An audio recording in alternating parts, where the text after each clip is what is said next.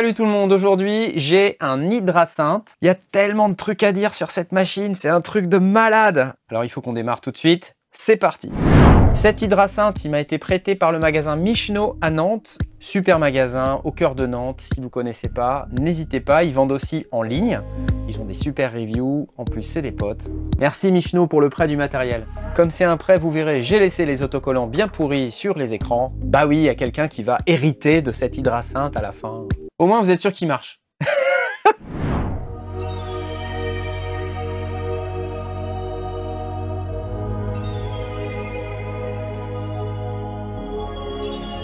Mais qu'est-ce que c'est que cet extraterrestre, l'hydrasynth?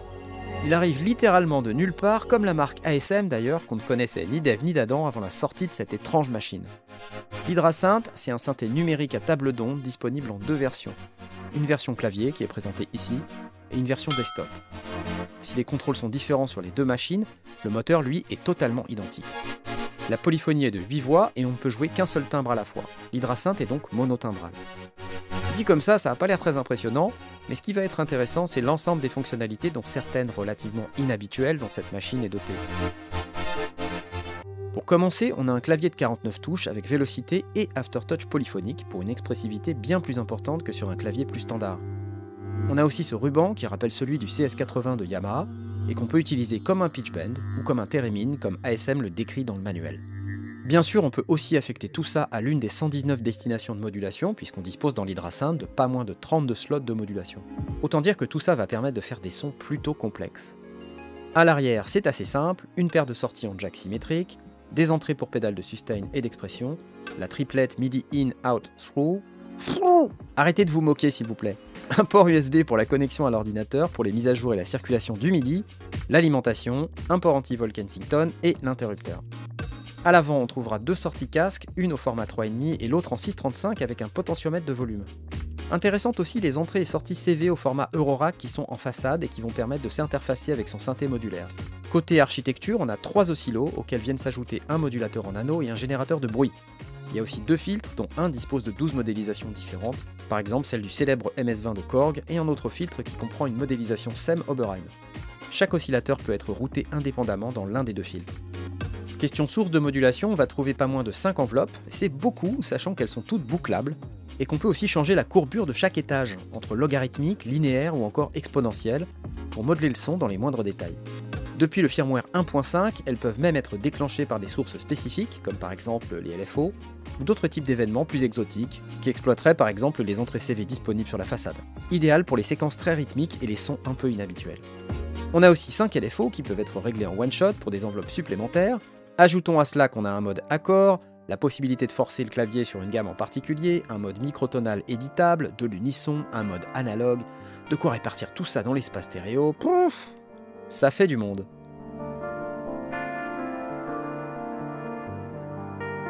Pour terminer, on a aussi un arpégiateur avec différents modes, dont un mode de phrase avec 64 motifs préenregistrés, mais surtout, et c'est plus inhabituel, du swing et du ratcheting.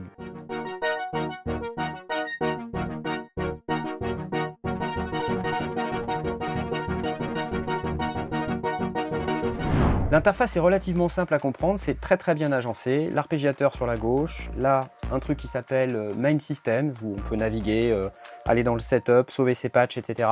Sur le milieu, il y a le Master Control, c'est là qu'on va manipuler les paramètres des sons via les 8 boutons macro. Enfin, c'est des boutons infinis avec une petite rangée de LED à l'extérieur, c'est assez pratique, avec des petits boutons de sélection qui sont ici. Ici sur la droite, on va avoir des contrôles pour les 2 filtres. Et là, cette zone qui s'appelle Module Select, dans laquelle vous allez simplement appuyer sur le module que vous voulez configurer et immédiatement vous avez à disposition tout le paramétrage sur les boutons macro qui sont au milieu. Trouver des sons, rien de plus simple, on appuie sur Browse et là on a les banques et on sélectionne avec le gros bouton.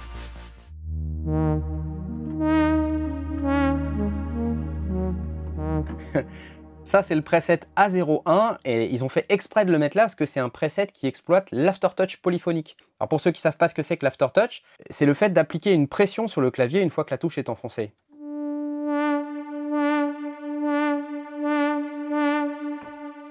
Et en fait, avec l'Hydrasynth, il y a un truc génial, c'est que ce clavier, il est doté d'aftertouch polyphonique. L'aftertouch polyphonique, ça veut dire que sur chacun de vos doigts, sur chacune des touches, vous allez pouvoir appliquer une pression différente et le synthé va pouvoir l'exploiter.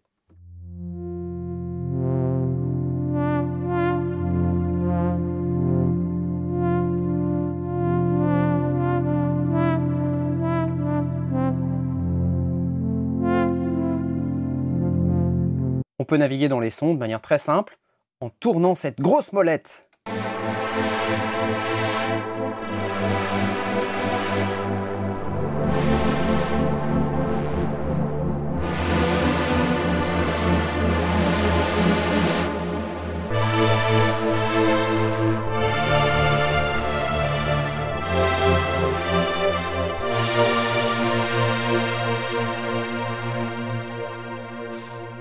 Alors vous entendez, il y a vraiment des chouettes sons. Ce qui est bien aussi, c'est qu'il y a une section d'effets qui est plutôt pas mal, avec de belles reverbs.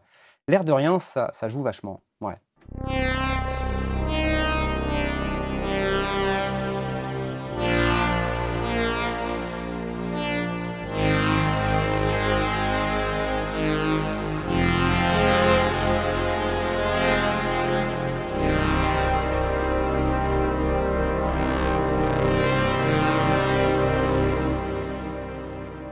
On peut naviguer plus vite dans les presets en appuyant sur Shift et puis en tournant la molette. Je passe à la banque B, puis à la banque C. Il y a 128 sons par banque et il y a jusqu'à la banque E, donc 5 banques de 128 sons. 150 moins 10. Faites le calcul vous-même. Ah, sacré knarf. Donc plein de sons, et comme vous pouvez voir, sur certains de ces sons, il y a des macros qui sont déjà pré-paramétrés. Là par exemple, il y en a une qui s'appelle Chaos Up. Ouais, c'est mort. Lofi. Ok. Tais-toi. Tais-toi. Tais-toi. Moi, j'ai fait des sons aussi. Sur ce son, j'ai mis quelques macros, là, par exemple. Vous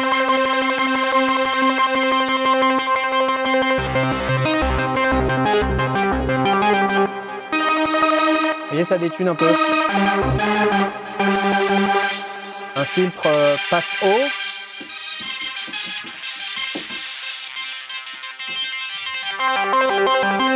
Et le racket.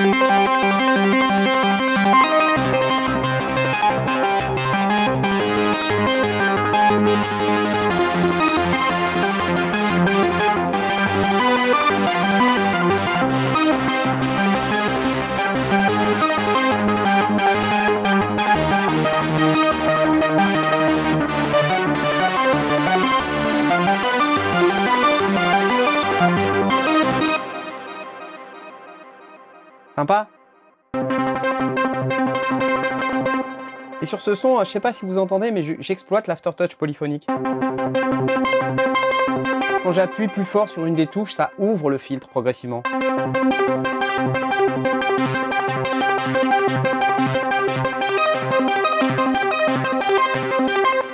C'est super agréable à jouer l'aftertouch polyphonique, sérieux. Tous les synthés devraient avoir de l'aftertouch et encore plus l'aftertouch polyphonique.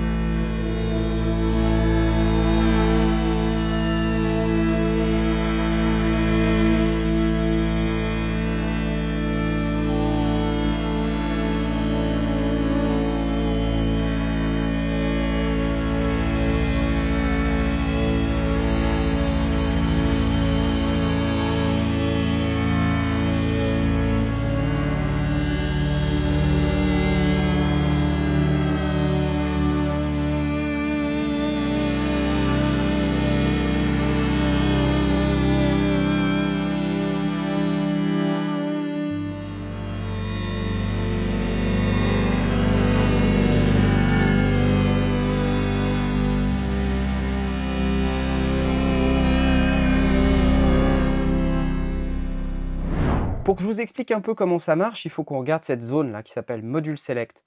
C'est vraiment très simple, ils ont fait un excellent travail de simplification de l'architecture, on la voit là, d'un coup d'œil. Donc le premier truc qu'on peut faire, pour essayer de comprendre comment ça marche, c'est d'initialiser un son. J'appuie là sur Init, il me demande d'initialiser, il faut appuyer une deuxième fois sur Init. Et là on a un son de base. On appuie sur OSC 1 pour pouvoir aller regarder ce son et on peut voir l'architecture de l'oscillateur. Donc il y a deux modes, un mode single et un mode dit Wavescan. Alors je vous montre déjà le mode single en fait qui permet d'aller visiter les différentes formes d'ondes qu'il y a à l'intérieur de l'hydrasynth. L'hydrasynth c'est un synthé à table d'ondes, donc on va retrouver un tas d'ondes, donc une dent de scie, pulse, et puis tout un tas de formes d'ondes. Je ne vais pas toutes vous les faire écouter, mais je vais les scanner.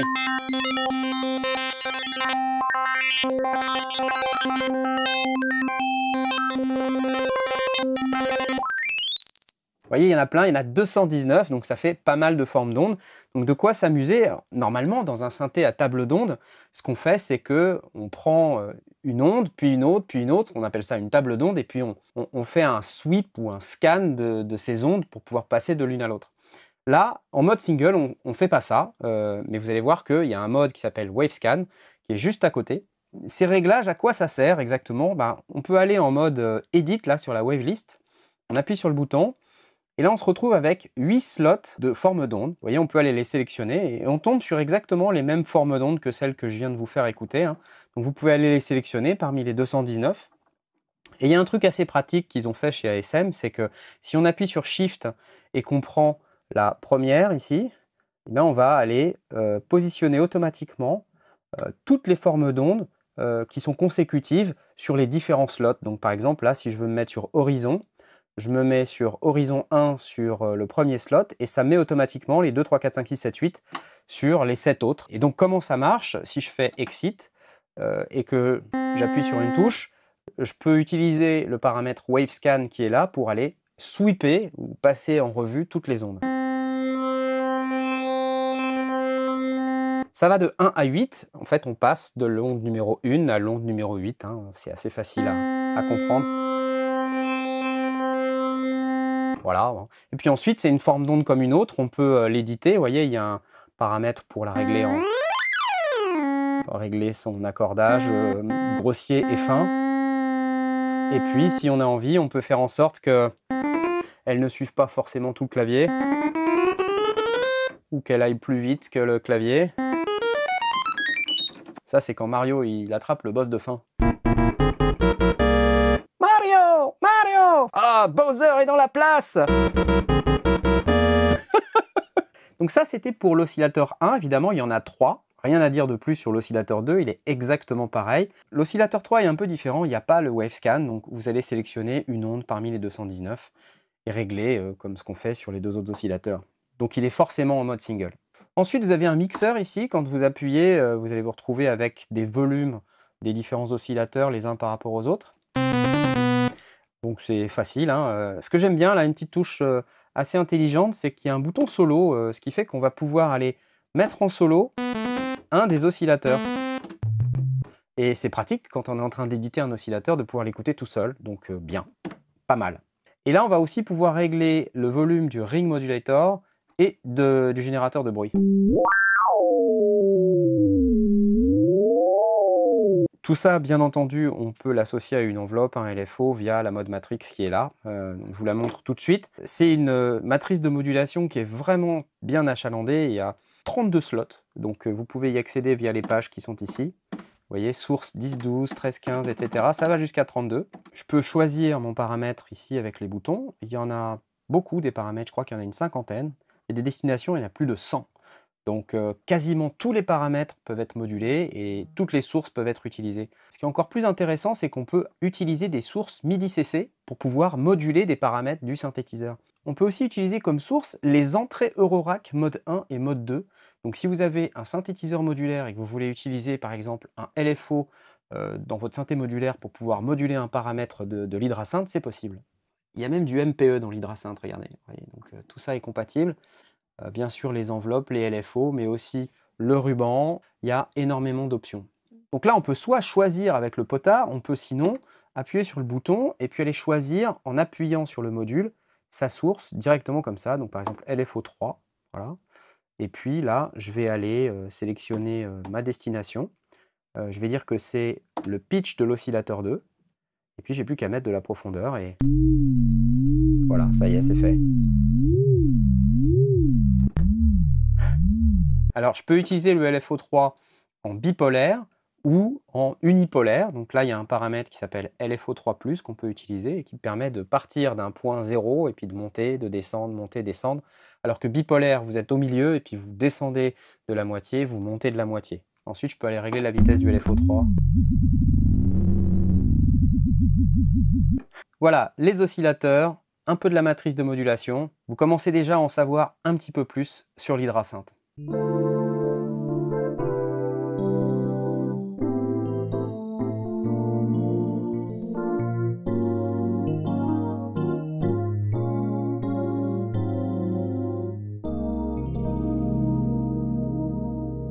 Le truc très intéressant à propos de cet hydrasynth et des oscillateurs, c'est ces petites choses là qui s'appellent les mutants. Si j'appuie sur mutant 1, ici je me retrouve face à ces paramètres. Donc il y a un machin qui s'appelle FM-Lin. Avec ça, on peut faire de la FM, donc on peut moduler la fréquence de l'oscillateur 1, soit avec lui-même, soit avec l'oscillateur 2, l'oscillateur 3, ou sinon avec des oscillateurs supplémentaires qui sont disponibles ici. Vous voyez, par exemple, j'ai une forme d'onde de type sinus qui est dispo.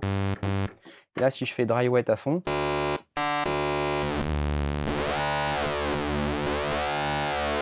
sympa, non? Et là, il y a ce paramètre qui s'appelle ratio.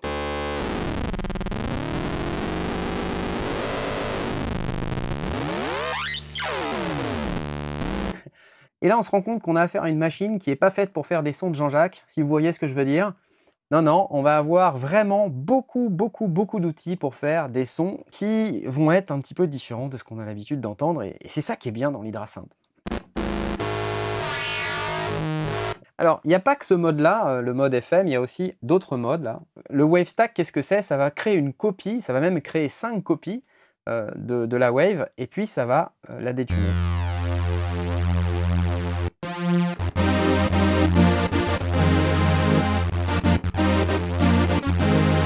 Donc voilà, je n'ai qu'un seul oscillateur, une seule forme d'onde, un oscillateur en mode single qui joue une simple dent de scie. Et vous voyez qu'avec cette fonction WaveStack, on a tout de suite quelque chose de très intéressant. Ce qui est encore plus intéressant, c'est qu'on en a deux des mutants. Donc on va pouvoir combiner différents types de fonctions de type WaveStack ou autre. Mais il y a aussi de la synchro d'oscillateur qui est très bien. Je peux aussi moduler l'oscillateur 1 avec l'oscillateur 2 si j'ai envie. Mais j'aime bien le fait de pouvoir moduler l'oscillateur 1 avec lui-même, comme ça, ça crame pas un autre oscillateur dans la liste des oscillos, donc c'est plutôt très cool. Et puis le ratio va nous permettre de choisir une autre couleur.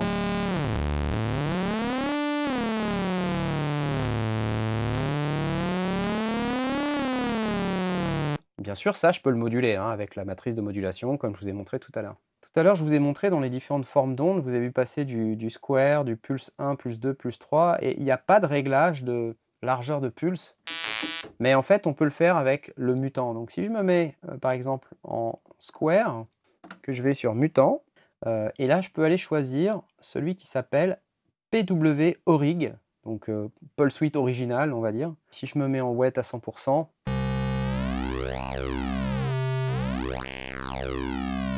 pas mal, hein? On peut noter qu'elle passe pas par le 0, ça c'est un tout petit peu embêtant. On peut faire des effets avec ça, mais là, malheureusement, ça le fait pas. Ce qui est intéressant aussi, c'est que grâce au ratio, on va avoir d'autres couleurs. Donc là, si je passe à 0,250, c'est à 0,5. Il y a d'autres modes. Alors, je vais me remettre à 1 et je vais vous montrer le mode PW Keys. Il passe toujours pas par le 0. Et c'est légèrement différent du Orig. C'est un autre algorithme. Vous avez un mode PWASM. Alors, qu'est-ce que c'est que ça? En gros, là, vous avez un nouveau menu qui vient d'apparaître. Et vous pouvez aller éditer des tranches de la forme d'onde pour pouvoir aller dire quelle quantité de la forme d'onde va être touchée par la largeur d'impulsion. Parce qu'en fait, il peut faire de la largeur d'impulsion, l'hydrasynth, sur à peu près n'importe quoi. Donc je ne sais pas ce qu'ils ont mis comme algorithme, mais si on fait un peu n'importe quoi, comme ça, c'est rigolo. Puisqu'ensuite, on peut revenir en faisant exit. Et là... Et vous voyez, sur l'écran, on voit en plus, il y a le dessin de la forme d'onde. C'est assez bizarre. Voilà. Et ensuite, on a un mode harmonique, là, qui est rigolo aussi. C'est-à-dire qu'il va prendre l'onde et il va générer des harmoniques et quelque part même créer une fausse table d'onde à base d'harmoniques que vous allez pouvoir exploiter avec la matrice de modulation pour fabriquer vos sons. Tout ça en plus du mode Wavescan qui était disponible avant, que je vous ai montré. Ça fait beaucoup de choses, hein. Alors il y a encore un autre mode qui s'appelle Phase Diff. Alors ça va créer en fait un décalage de phase. Et donc très cool. On n'est pas obligé d'utiliser que du square. On peut utiliser n'importe quelle forme d'onde pour pouvoir faire de la pulse width avec n'importe lequel des algorithmes que je vous ai montré. Donc si je prends par exemple, je sais pas moi, une dent de scie, et bah, je peux retourner dans mon mutant et puis vous voyez ça marche aussi, hein. Donc là je reprends par exemple le PW Squeeze.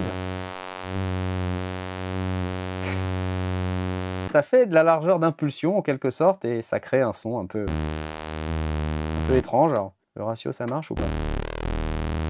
Ouais. Le feedback. Le feedback. Ah!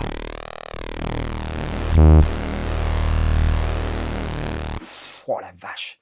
Donc là voilà, vous voyez, on n'est que dans les oscillateurs et dans les fameux mutators, là, les trucs qui mutent l'oscillateur. Et on a déjà un son qui est complètement démentiel. Évidemment, une fois qu'on a fait ça, on a un deuxième mutant. Je peux mettre, par exemple, sur le deuxième mutant, je peux mettre un wave stack. Et là, tout d'un coup, j'ai un énorme son, donc c'est vraiment waouh, quoi, ça. Un petit tour rapide sur les filtres. Comme je vous ai dit, il y a deux filtres. Le premier, ce premier filtre, il est capable d'émuler 12 types de filtres différents. Donc là, vous voyez un low pass avec low drive 12, donc j'imagine 12 dB par octave, 24, fat 12, fat 24. Attendez, on va mettre de la résonance là, donc hop, on va mettre la résonance à fond.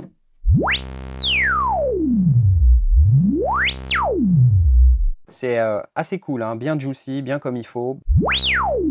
Ok, voyons voir le 24.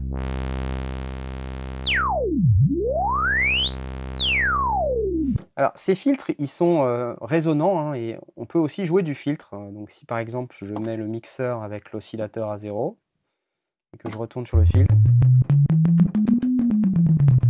là il n'y a pas du tout d'oscillateur, c'est que la résonance du filtre que je suis en train de jouer. Allez, on continue d'écouter les filtres. Le Fat 12. On a du Fat 24.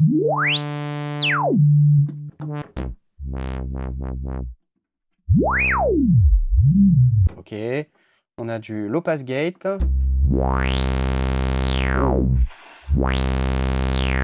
Oh, il est beau celui-là, hein. Un Low Pass émulé du MS-20 de Korg.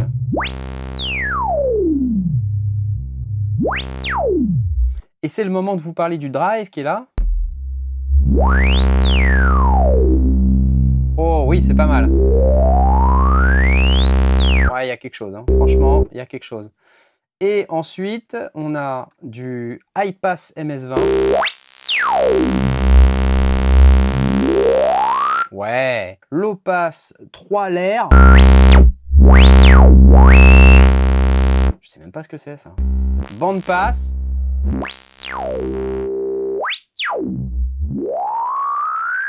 Oh. Ouais, c'est pas mal. High pass. Ah, c'est chouette. Vous en avez plein en fait, hein. Je sais pas si vous voyez.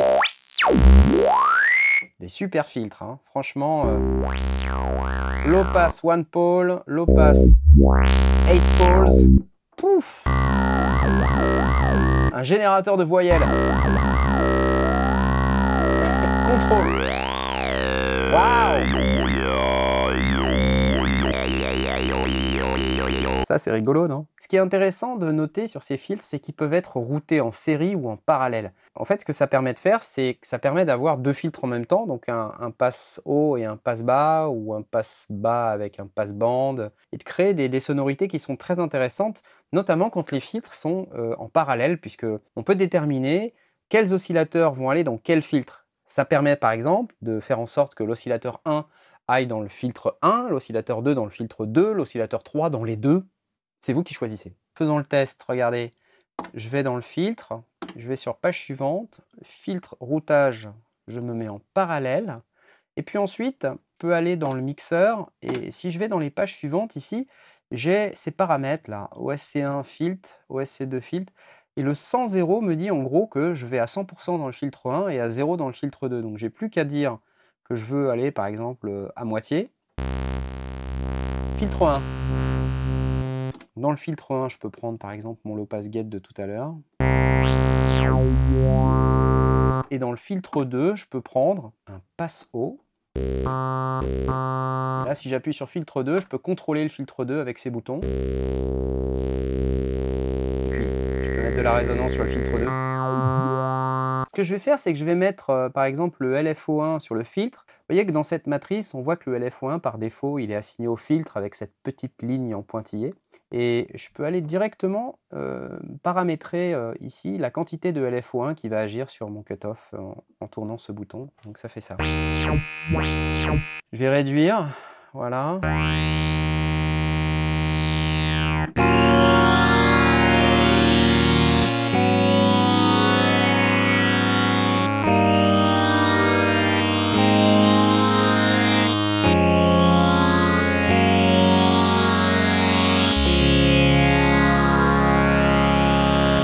Et c'est une sonorité qui est très particulière et qui rappelle un petit peu ce qu'on peut avoir sur des synthés Oberheim, parce qu'on utilise ce fameux modèle de filtre SEM qui équipe l'hydrasynth, notamment sur le filtre 2. C'est pas mal.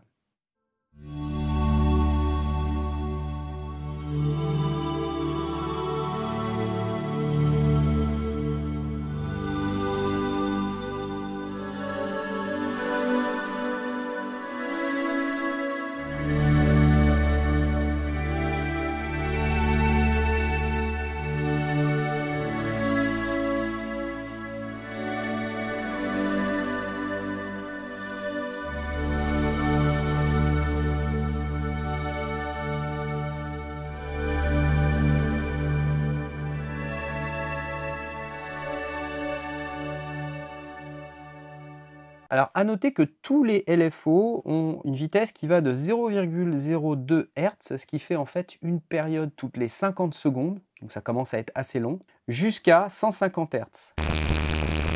Et on peut aussi évidemment les synchroniser au tempo, là. Vous voyez, si je me mets sur BPM Sync On, je me mets à avoir des réglages musicaux donc, qui sont fonction du tempo global qu'on règle ici sur la machine au niveau de l'arpégiateur. Chaque LFO va disposer d'un délai, d'un fade-in, et on va pouvoir régler la phase du LFO, c'est-à-dire déterminer à partir de quel moment de sa phase il commence. Ça, c'est plutôt pas mal parce que, vous voyez, ici, sur mon sinus, je peux commencer à 0, mais je peux aussi commencer en haut de la courbe ou alors en bas de la courbe. C'est moi qui choisis. Et ensuite, je peux déterminer comment va être déclenchée cette période. Soit chaque appui sur la touche va me déclencher mon LFO, c'est le réglage poly. Soit je me mets en single, c'est-à-dire que j'appuie une fois et tous les appuis sous-jacents vont suivre. Vous voyez, ils sont tous synchronisés, même si je ne les appuie pas tous en même temps. Sinon, si je le mets en poly, la différence, c'est que si j'appuie pas sur toutes les touches en même temps, chaque touche va avoir son propre déclenchement de LFO.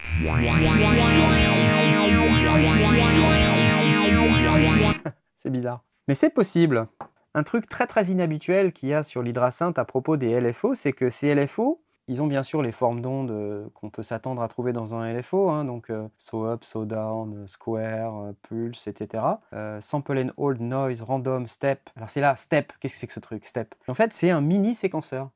Oui, c'est-à-dire que vous pouvez aller à la page suivante et vous avez donc un menu qui vient d'apparaître là qui s'appelle Step Edit. Et vous pouvez aller jusqu'à 64 steps, c'est-à-dire chaque LFO est un petit séquenceur à 64 pas. Et alors, si on fait Step Edit, on peut les régler comme ça avec des valeurs un peu what the duck. On se demande ce que c'est, mais si on revient en fait en faisant Exit, on peut faire semi-lock, c'est-à-dire on peut locker sur des demi-tons. Donc si je le mets à On et que je fais Edit, bah là, je peux avoir des vraies valeurs de notes et ça me permet de construire comme ça une séquence. Utilise des vraies notes au lieu d'utiliser des valeurs un peu random. On n'est pas obligé de faire des notes, mais on peut faire des steps qui peuvent avoir une tête particulière qu'on peut affecter à n'importe quel paramètre qui est assignable dans la mode matrix.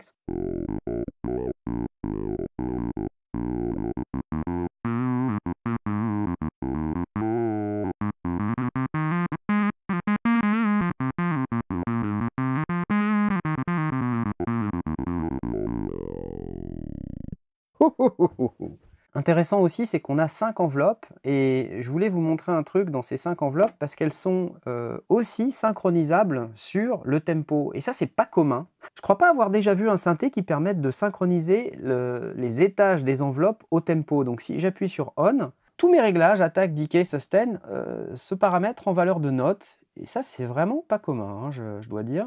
Aussi, ces enveloppes, elles ont un réglage de delay comme les LFO et un réglage de hold, ce qui permet d'avoir une enveloppe à 6 étages en fait. Autre truc très intéressant, c'est que ces enveloppes, elles peuvent être également bouclables. On peut les boucler un nombre fini de fois, vous voyez, jusqu'à 50 fois. Pourquoi 50? Pourquoi pas? Ou un nombre infini de fois. Très intéressant également, c'est que ces enveloppes peuvent avoir des courbes qui sont linéaires, exponentielles, logarithmiques. Et en fait, on voit le résultat ici, hein. Ça crée sur la courbe une distorsion ou une courbure qui est un petit peu différente en fonction de ce qu'on cherche. Et ça, on peut l'avoir sur tous les étages, hein. Ça va loin. Voilà, je peux avoir une enveloppe qui a cette tronche-là. Alors, il y a un arpégiateur sur l'hydrasynth. Up, down, up and down. Voilà, etc. Order, accord.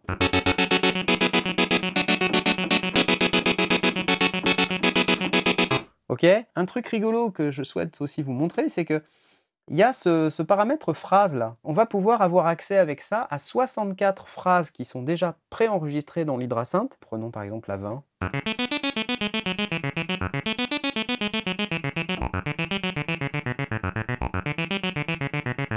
Évidemment, on peut aussi utiliser l'octave.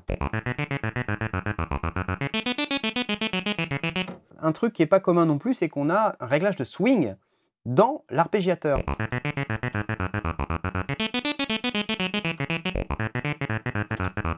C'est plutôt cool. Et on peut aussi régler la longueur du gate, c'est-à-dire la longueur de la note qui va être générée par l'arpégiateur. Alors, le truc intéressant, c'est un machin qui s'appelle ratchet. Il y a deux paramètres. Il y a un paramètre ratchet qui va vous permettre de déterminer le type de ratchet qu'on va avoir. Et ensuite, le paramètre chance qui va permettre de doser la chance qu'on va avoir d'avoir du ratcheting dans l'arpégiateur. Écoutez.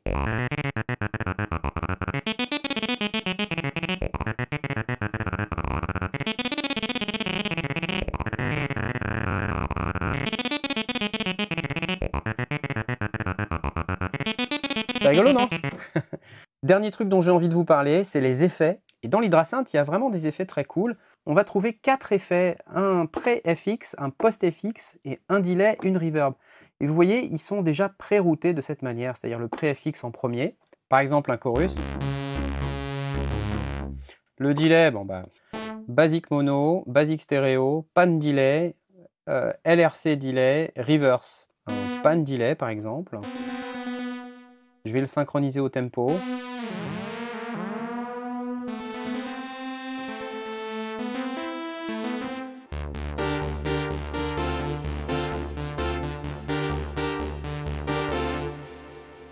Ok, une reverb.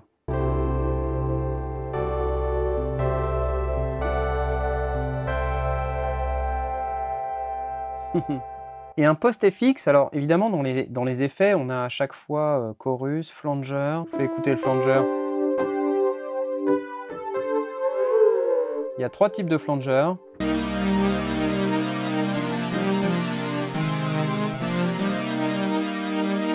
Puis vous pouvez aussi utiliser le post-FX pour un égaliseur par exemple, hein, puisque au-delà des autres effets qu'il y a, rotary, phaser, lo-fi, tremolo, EQ, vous voyez, EQ nous permet soit de faire du low boost, du bass cut, du high cut. Il faut monter le dry wet et puis ensuite il y a des réglages pour les différentes bandes.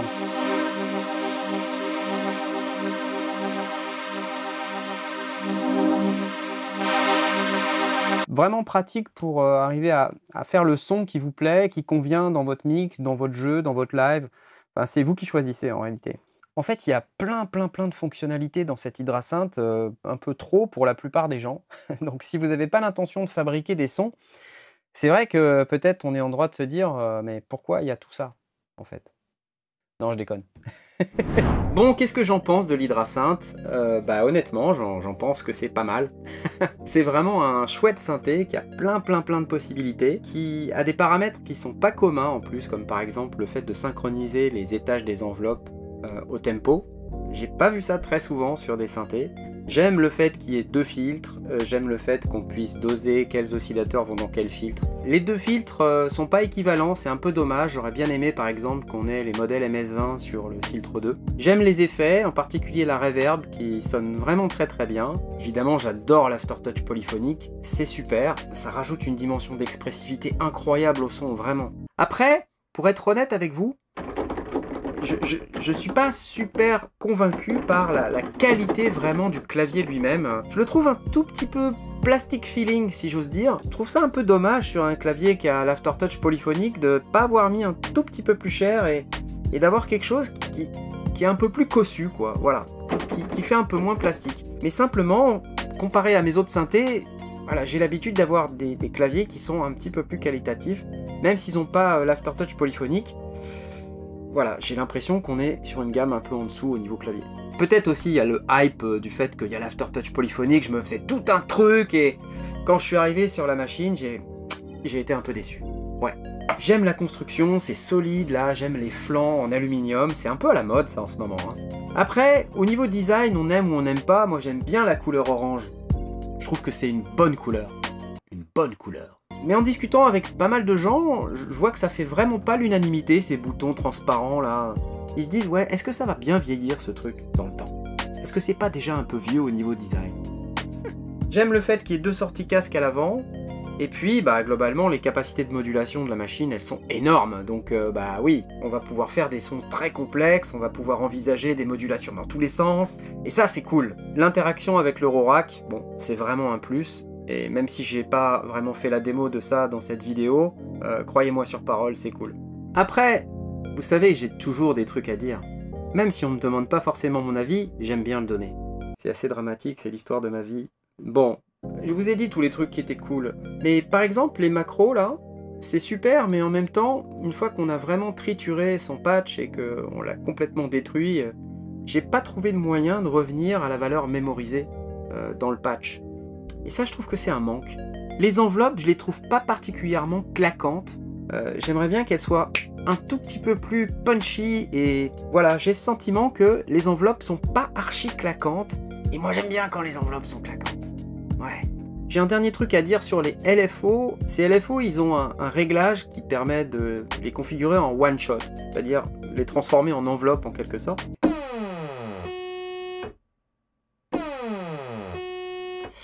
Vous allez me dire, on a déjà 5 enveloppes et on est d'accord que je suis en train de pinailler là. Mais bon, les gars, vous mettez des LFO qu'on peut utiliser comme des enveloppes, faites en sorte qu'on puisse les utiliser comme des enveloppes quoi. On peut bidouiller avec l'amplificateur et puis enlever le son et tout, mais... Ou alors si j'ai rien compris, dites-moi dans les commentaires. C'est possible aussi. Hein. Ce synthé sonne super. Bon allez, j'arrête de râler, c'est un super synthé. Son prix, je vous laisse aller regarder sur le site de Michno. De toute façon, à chaque fois que je donne un prix, une semaine après, il est plus bon. Bon, et puis j'espère que je pourrai aller voir ASM au prochain NAMM. Enfin, quand il y aura un NAMM, quoi. Ouais, c'est pénible. Est-ce que je vais le garder? Probablement pas. Une des raisons étant la carte bancaire. Est-ce que je vous ai dit que j'avais chaud? Cette hydracinte ne m'a pas beaucoup aidé à réduire la température de cette pièce. C'est même pas vrai, il chauffe pas du tout en fait. Je vais installer une baignoire pleine de glaçons dans ce home studio. Là! Je serai tout nu dans des glaçons pendant que je fais mes reviews. Ok, peut-être pas tout nu, mais dans des glaçons. Ça rentre la baignoire ici ou pas?